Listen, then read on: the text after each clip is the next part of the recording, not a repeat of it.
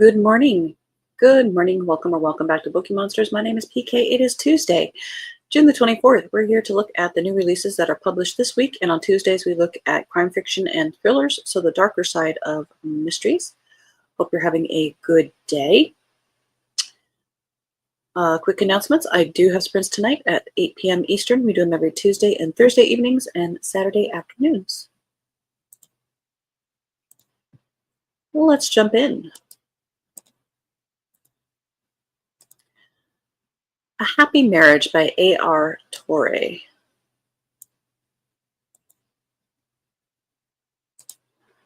Los Angeles homicide detective Dinah Marino may have a complicated relationship with her family, but her psychiatrist husband Joe makes her feel safe, secure, and happy. She couldn't want for a more loving or trusting man, but throughout their 10-year marriage, she's been keeping a secret from him, a secret she'd take to the grave. Dr. Joe Marino loves his wife more than anything in this world, but there are things he's learned to keep close to his chest, including a few dead bodies. When a missing woman tied to his wife's latest case is admitted to his hospital, doctor-patient confidentiality lands their marriage on some new and uneven ground. As Dinah digs deeper into her case, tension works its way inside their picture-perfect home. Now the carefully constructed lies between them don't just simply threaten the delicate balance of their marriage, they could kill.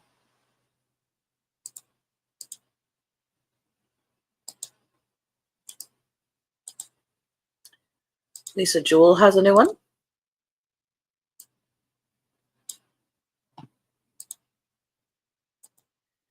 Good morning, Emily. How are you doing? How's the construction situation going on? Mary, good morning. Happy Tuesday. Hot, hot, hot, but AC is fixed. Oh, thank goodness. Thank you very much. Absolutely. Mary says hi to Emily.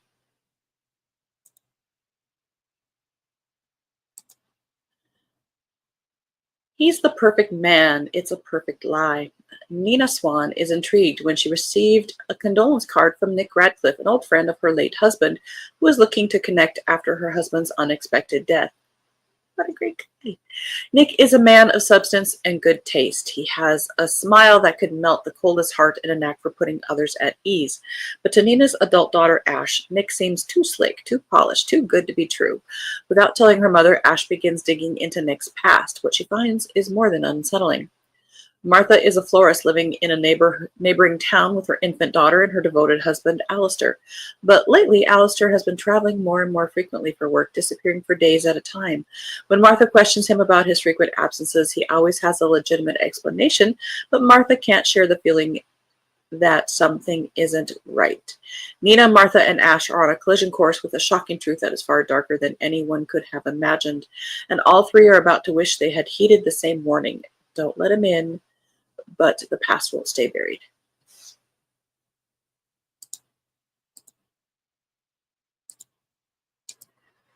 Megan Abbott has a new one.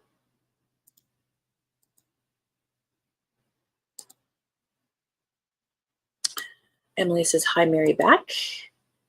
And they were working on the roof all day yesterday, but it wasn't terribly loud. The leasing agency emailed me back yesterday saying they were done or almost done. No. I'm so sorry, honey. Kim, good morning, all. Good morning, Kim. Mary, beating this morning. Yay, have a bunch of stuff I need to make, and I'm behind working on anklets, earrings, and some necklaces. Fun. Oh, cool. Mary, good morning to Kim. And Kim says, oh, goodness, Emily. Yeah. What you do is record it with your phone and send it to the leasing company and say, yeah, they're not done. Megan Abbott, El Dorado Drive. All I want is to be innocent again, but that's not how it works, especially not after the wheel. The three Bishop sisters grew up in privilege in the moneyed suburbs of Detroit, but as the auto industry declined, so did their fortunes. Harper, the youngest, is barely making ends meet when her beloved charismatic sister Pam, currently in the middle of a contentious battle with her ex-husband, and her eldest sister Deborah approach her about joining an exciting new club. The wheel offers women like themselves, middle-aged and of declining means, a way to make their own money, independent of husbands or families. Quickly, however, the wheel's success and their addiction to it leads to greater and greater risks, and a crime so shocking it threatens to bring everything down with it.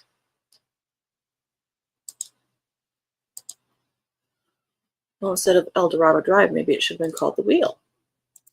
Lisa Jackson has a new one. It happened on the lake. The huge Victorian house on Lake Twilight belongs to Harper Reed Prescott, as does the private island on which it sits. Harper wants little to do with either. 20 years ago, Harper's grandmother died suspiciously while in her care on the same night that Harper's boyfriend disappeared.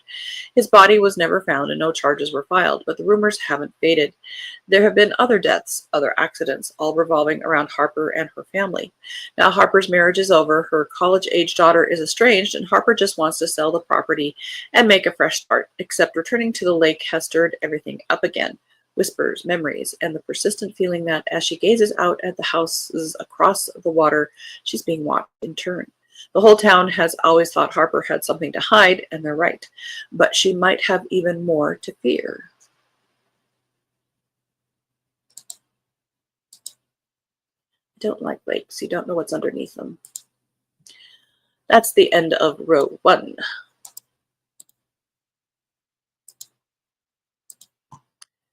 Happy Wife by Meredith Lavender and Kendall Shores.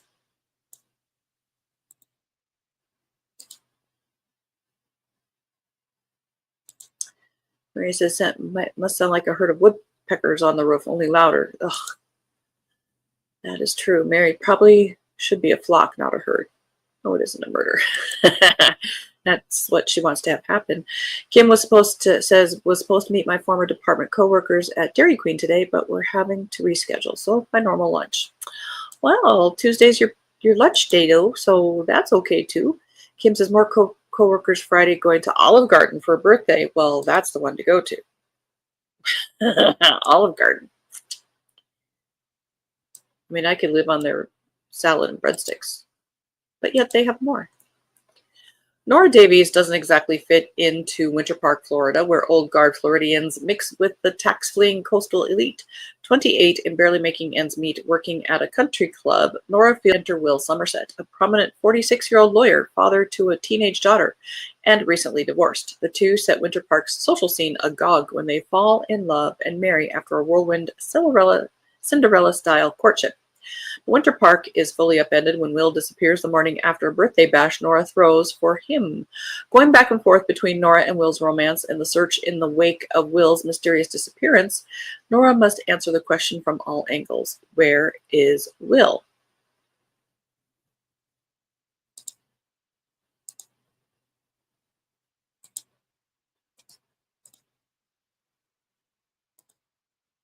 A Beacon in the Night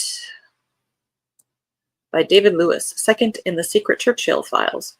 Oh yeah, I forgot about that series. I was going to try that first one. London, 1941. Britain has endured the relentless bombing campaign of the Blitz and emerged scarred but unbroken. Katrin, too, strives to weather each challenge that comes her way, though her ever-ready banter belies deep heartbreak and loss. But now the war has entered another phase. Instead of indiscriminate bombing, the Luftwaffe is pinpointing historic targets, including cathedrals and ancestral homes, with the help of homing beacons placed by the enemy. It's as if Germany plans to erase Britain's very essence and culture, destroying morale as it does so. Katrin is no fan of the landed gentry, even if her fellow operative and friend Lord Hector Neville Percy is one of them. How many bad names can a guy have? But soon it is not just historical targets under attack, but hospitals and nursing homes too. Tasked with rooting out the saboteurs placing the beacons, she finds that all roads lead to Daniel Teddy Bear, a charismatic Whitechapel crook with high aspirations and zero scruples. He will crush anyone who interferes with his dreams, Katrin included. As a member of the female-driven 512 counter-espionage unit, Katrin understands how often women are underestimated and overlooked and how to use it to her advantage. But she's not the only one who knows how to hide in plain sight, how to outwit and effortlessly manipulate. And sometimes, as with a beacon hidden deep within a building, danger only becomes apparent when it flares to life right before the moment of impact.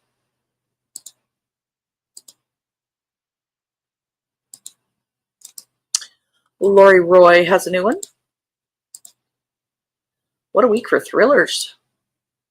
Female thrillers. Mary says, I haven't been to an Olive Garden in ages. It was always good and fun. None nearby. Oh, I haven't been in a very long time myself. Mary says, Winter Park. Grew up near there. A 2-2 area. Oh. Kim, not a big Olive Garden fan. Too expensive for me for what you get. I like Fazoli's. Never heard of Fazoli's. We don't have them up here. Kim, I went with my other mother last Sunday. Oh, cool. This is called The Final Episode. Lori Roy. Jennifer Jones and her best friends spend every summer at Big Cypress Swamp, and this summer Jennifer will finally turn 11. She hopes to gain the second sight foretold by family legend and fulfill her destiny. Instead, the swamp serves up dangers greater than the gators lurking on Halfway Creek. Little Francie Farrow vanishes, and Jennifer's father goes to prison. 20 years later, Jennifer has almost shed the label of Paul Jones's daughter when her past comes barreling back. Inspired by true events, a TV series that solves the unsolvable is recreating that fateful summer. As the series plays out, Jennifer wonders, did the show finally find Francie Farrow? And is Jennifer's father truly guilty? Someone else wants answers even more than Jennifer does, and they won't let her forget.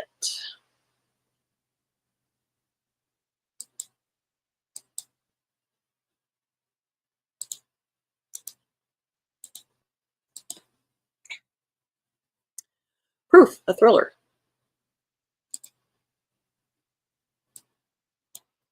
By John Cohen. And it says, I don't think I've been to an Olive Garden in almost 2 decades. Yeah, it's been a long time for me. As a disgraced lawyer with a drinking problem that he doesn't view as a problem, Jake West is coasting on what's left of his charm and money. He used to be the kind of lawyer who could convince anyone of anything until he decided to take on his father's biggest client and prove his dad was corrupt. Now Jake finds himself almost at rock bottom, and that's before his ex-best friend is murdered and Jake is accused of the crime. In a desperate bid to save himself, Jake must sober up and search for the real killer, whom he suspects might be hidden in one of the case files of his father's illustrious law firm. As he delves into a labyrinth of lies and corruption, Jake teams up with an eclectic group of equally broken people, as they all must skirt the law in order to find the proof he needs, no matter the personal or professional cost. End of that row.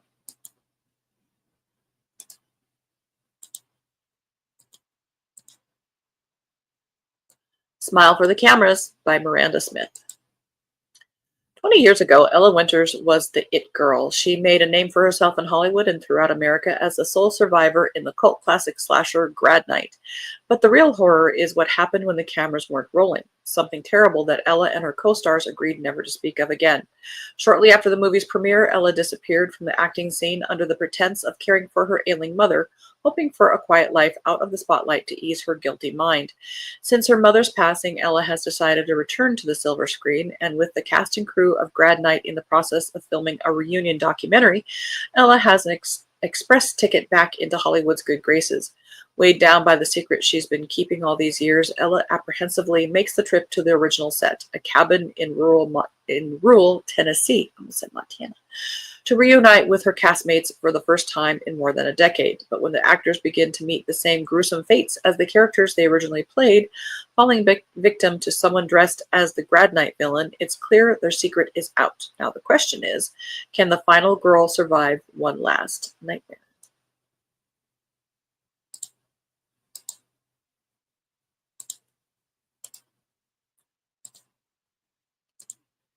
The Black Highway by Simon Toyne.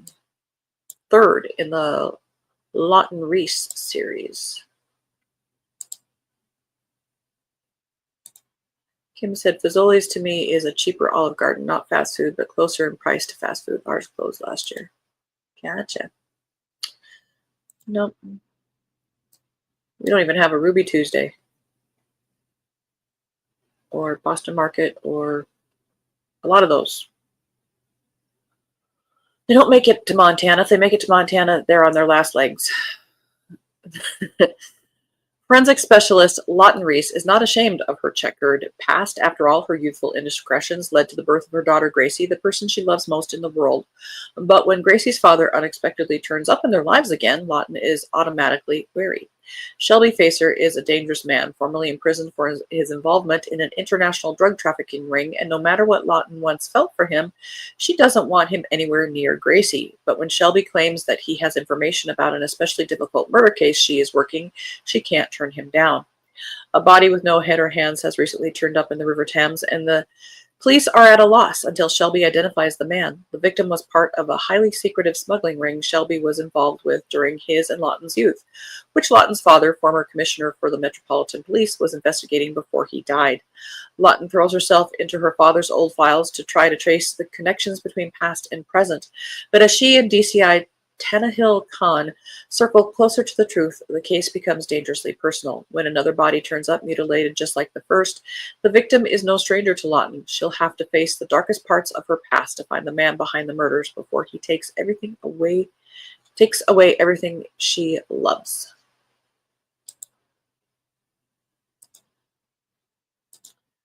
Iris Johansen has a new one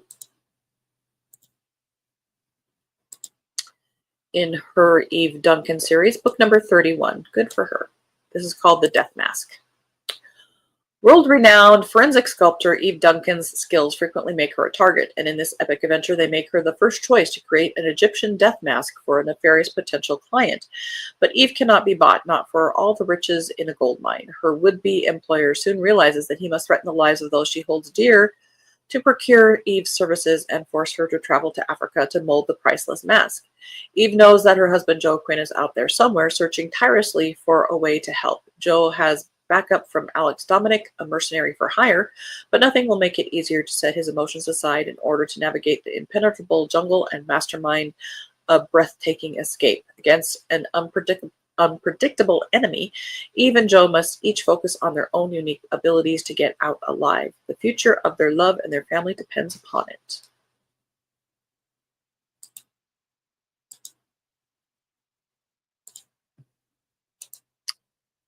Mary Anna Evans has a new one. This is called The Dark Library.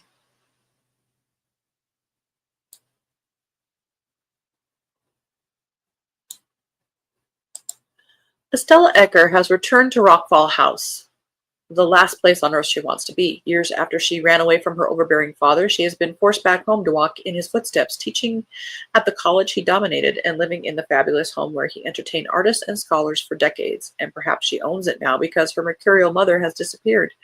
At the center of everything, the whispers, the rumors, the secrets, is her father's library of rare books, which she had been forbidden to touch while he was alive to stop her.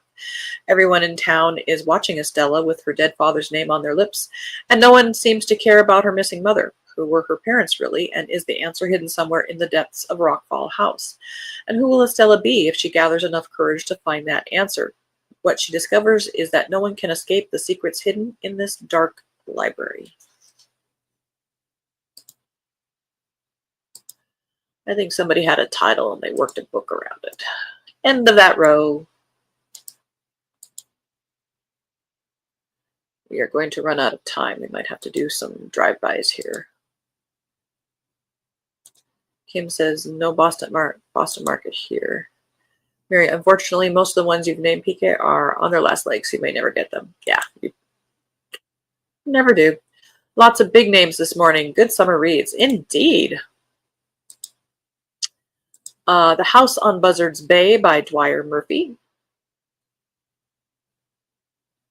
When a group of old college friends reunites for a summer vacation at a beach house in coastal Massachusetts, a sudden disappearance and the arrival of a seductive stranger threaten to unearth the darkest secrets of their relationships.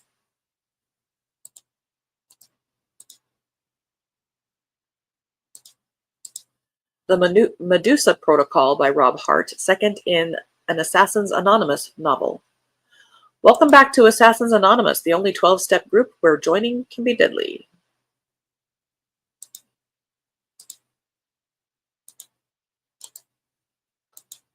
We might come back to this one because this one's a name. Them Bones, 22nd in the Twin Cities P.I. Mac Mackenzie novels by David Housewright. I think we will go back to that one. Let's just give the other two their spotlight. The Secrets We Keep by Amy Lillard. Detective Nate Fisher must go back to the Amish community he left behind and confront his past to help the woman he once loved in this dual POV mystery.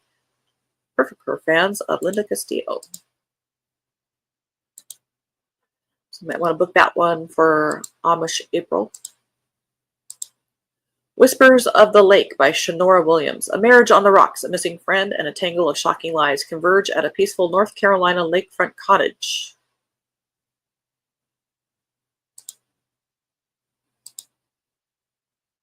All right, let's get back to the David Housewright to give him his moment, because he's been in the business for at least 22 years.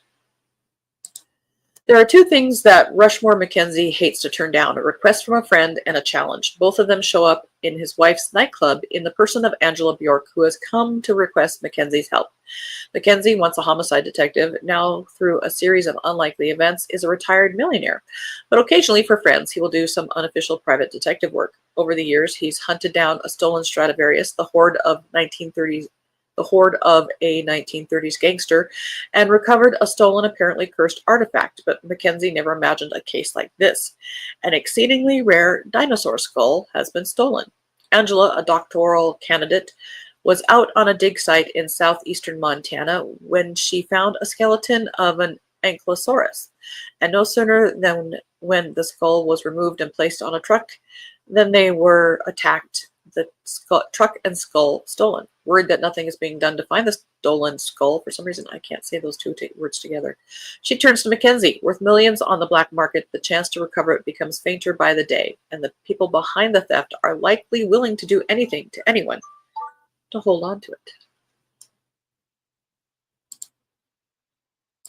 And that is all we have for today. Tomorrow we will look at romance and women's fiction. Again, I do have sprints tonight at 8 p.m. Eastern. They go for 2.5 hours. We do every Tuesday and Thursday evening and Saturday afternoons. Hope you have a good Tuesday. Thank you so much for watching. I appreciate you guys so much. Kim says, have a great day, y'all. You too, baby. All right. Be safe. Stay cool. Mary, enjoy your air conditioning. All right. Thank you. And as the banner says, don't be a bookworm, be a bookie monster. Nom, nom. Have a good day and God bless. And you too, Mary. Thank you.